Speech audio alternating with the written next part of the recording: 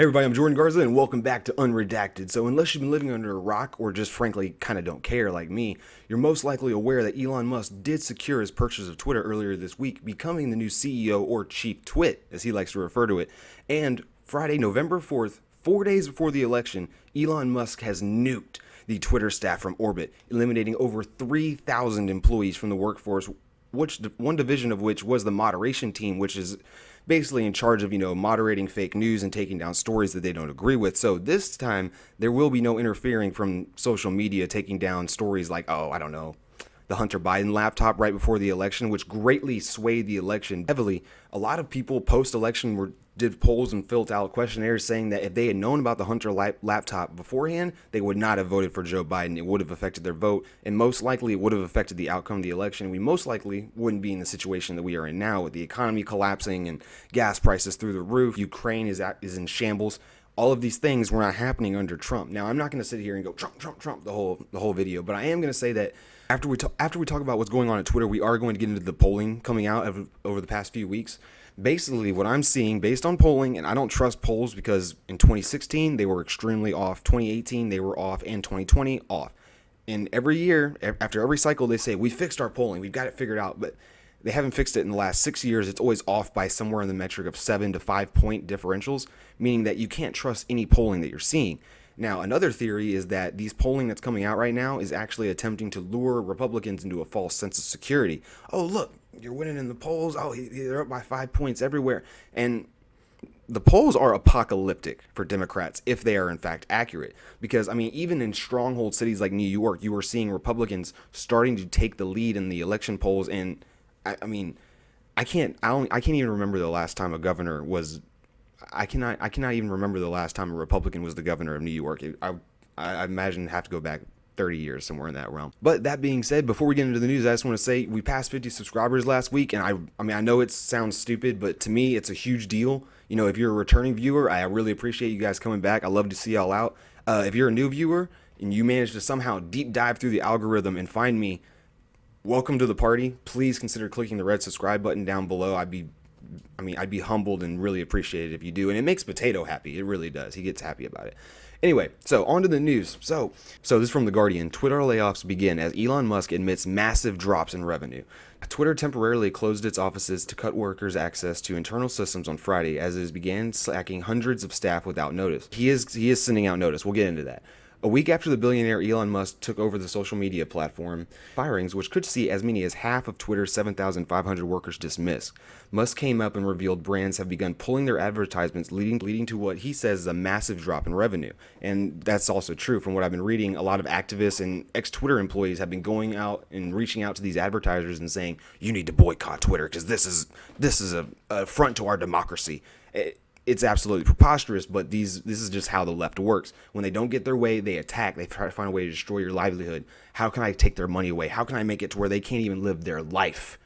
This is how they do it. They reach out and they try to take money out from under you. Anyway, sorry. So Audi, General Motors, General Mills, Pfizer, whatever, were among those who paused spending on the service amid growing concerns about the direction Twitter will take under Musk. Just 4 days before the U.S. midterm elections, in which hundreds of politicians are running for re-election.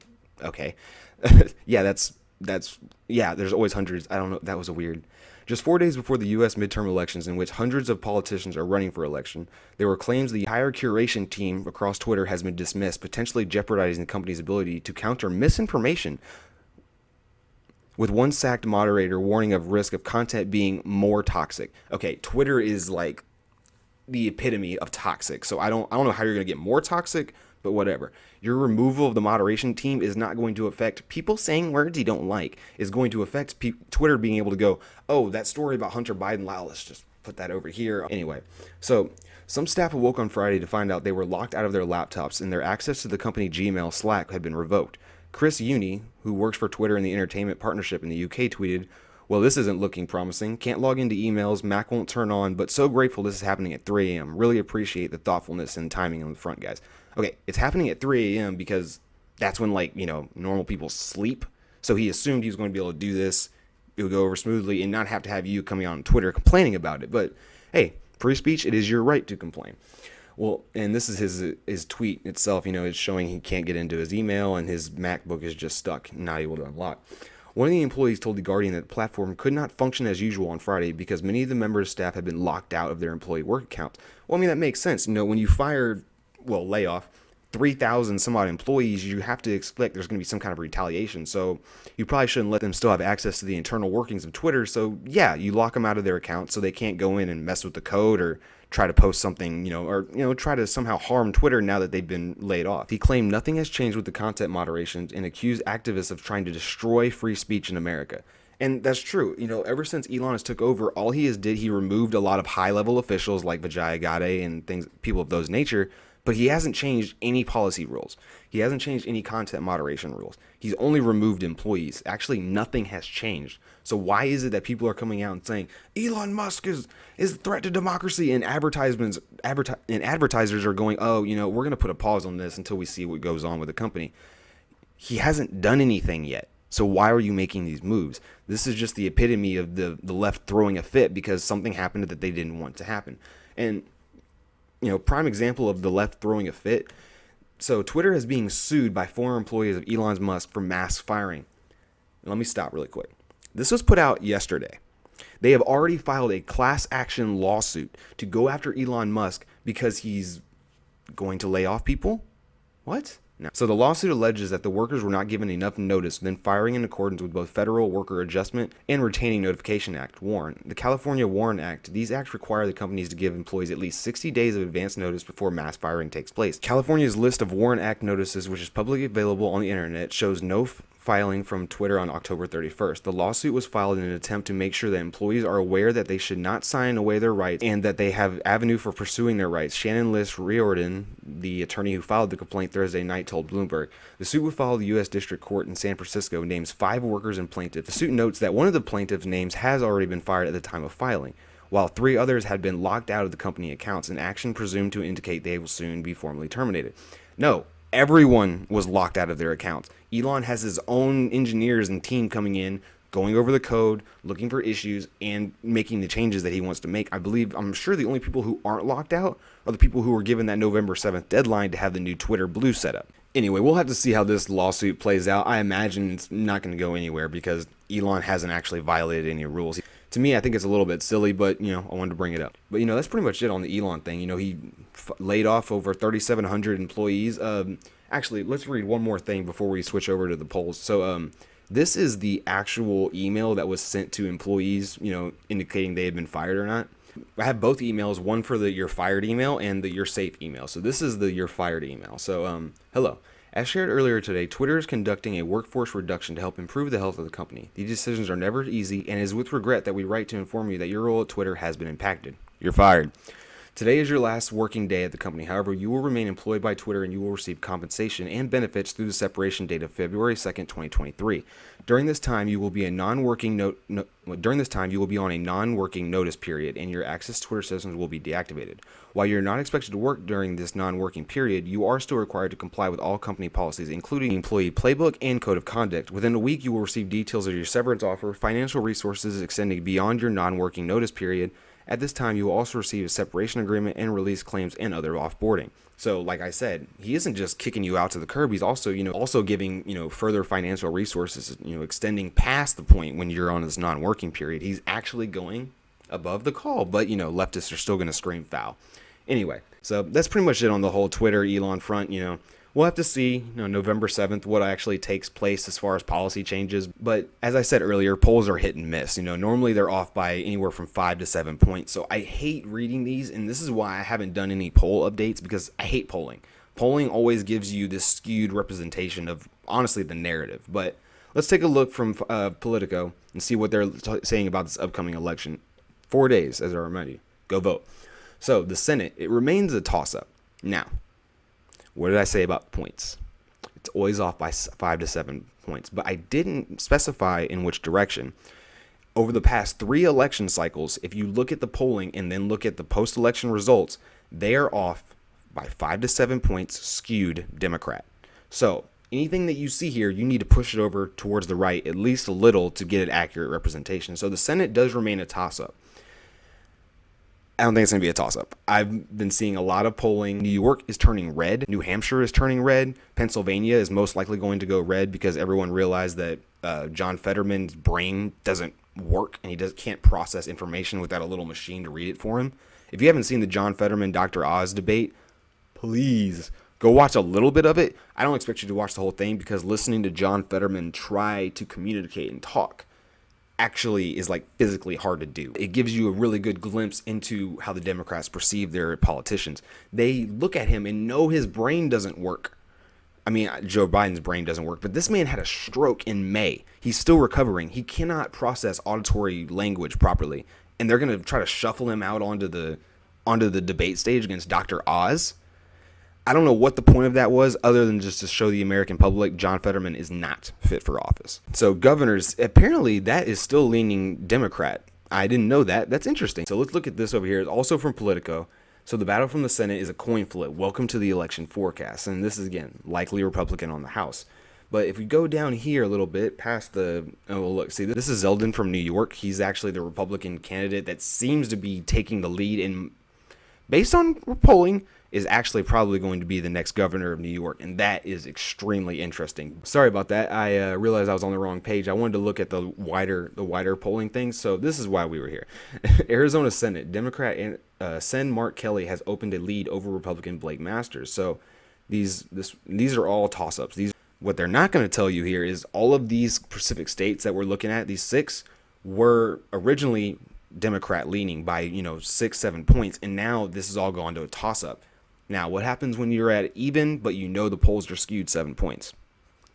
Goes Republican. So I think that's how that's going to go. But one thing I didn't want to do, and this is another reason I haven't done a polling video, is anything that I support or I get excited about tends to go to shit. I tend to jinx it somehow. So maybe I shouldn't even be doing this video, but Elon dominated the news cycle. No one's done anything stupid because November 9th is around the corner. So this is what we have to talk about. So hopefully I don't screw it all up. If I do, you guys can say, Jordan, you ruined it. The Democrats won.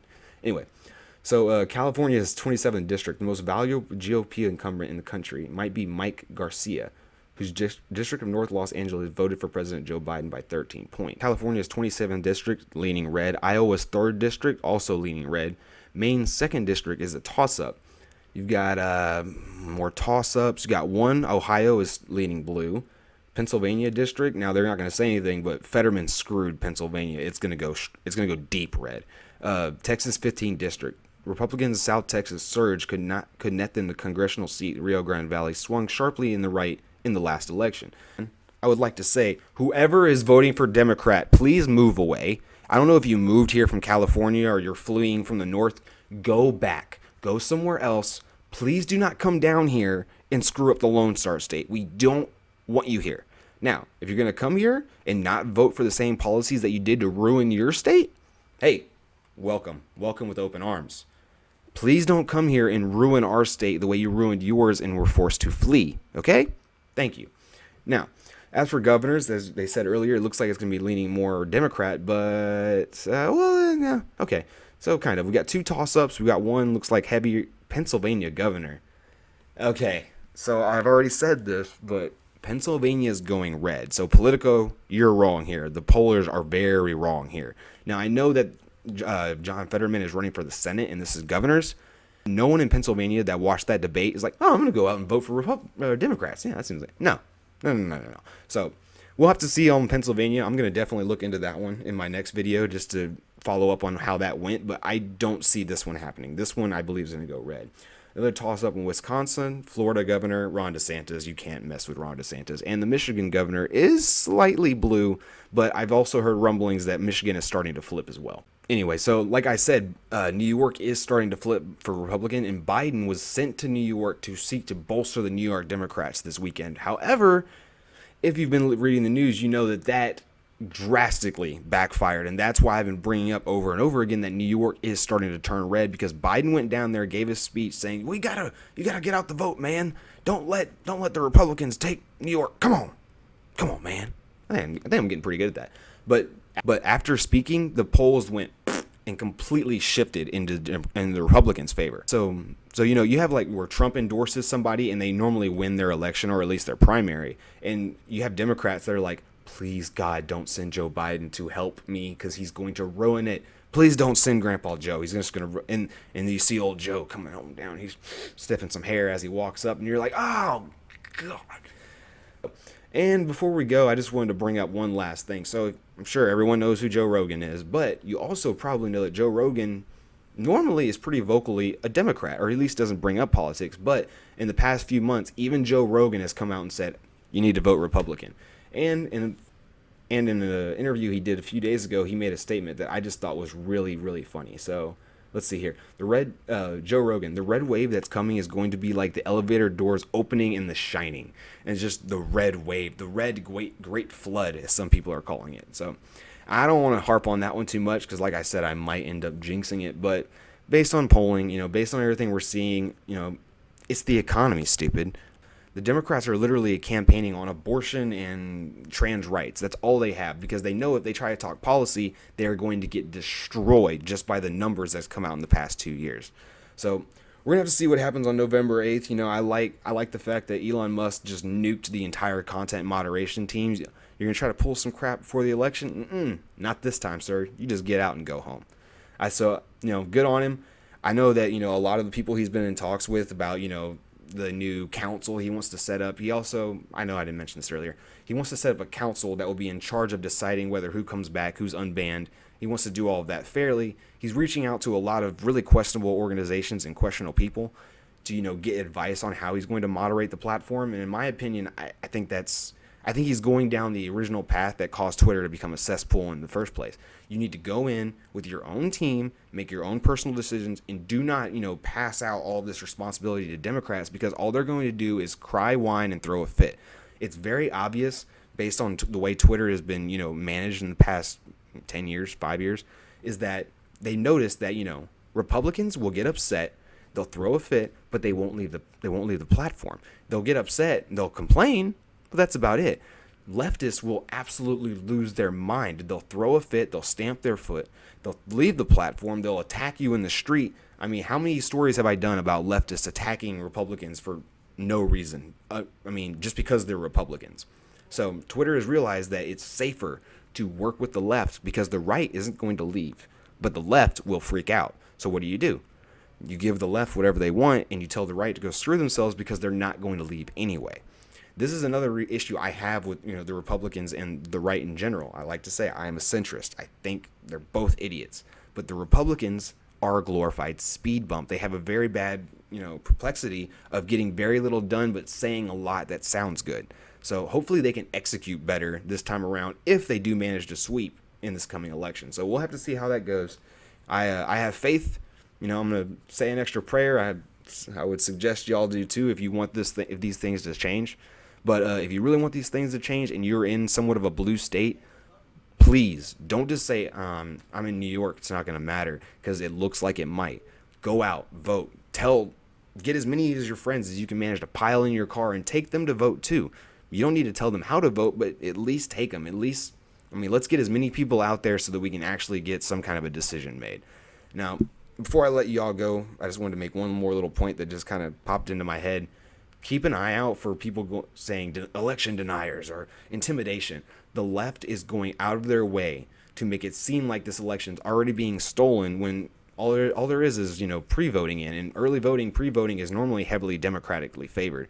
But they're pre-voting, and their internal polls are probably already showing them that they're in a lot of trouble. And that's why all these stories are coming out. You got Joe Biden flying to deeply safe blue areas trying to, rouse up support and failing. So, things are looking somewhat apocalyptic, but do not get complacent. If you want something to change, get out and vote. Get out and try to do something to help. But that's it for me today, guys. I droned on a little longer than I wanted to, as I always do. I eventually will learn how to make these things shorter. I promise. I'll figure it out. Potato's supposed to be helping me, but look, he just sits there. It's ridiculous. Anyway, that's it for me today, guys. Keep your eyes open, your ears to the ground. You stay safe out there. I'll see you next time.